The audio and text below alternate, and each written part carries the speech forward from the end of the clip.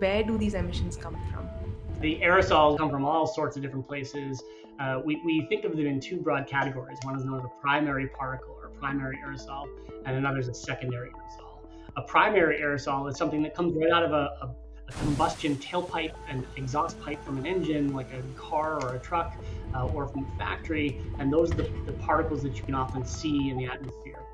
But then at the same time, often mixed within those particles are all these gases that you can't see. They're invisible.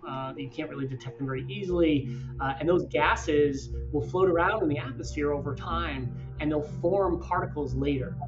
They interact with each other, and chemistry happens in the atmosphere, and they form additional particles. And those are known as secondary aerosols. Those are secondary particles. They form after the fact. If you were to measure the number of particles coming out of a power plant emission or very close to a power plant facility, you wouldn't see a whole lot of particles.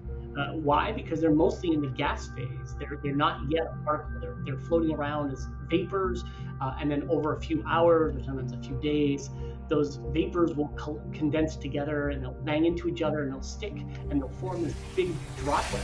And then we call that's a particle as well. That process takes hours to days for it to form. And so that power plant may not be impacting the immediate surrounding community, but it will well downwind of that community.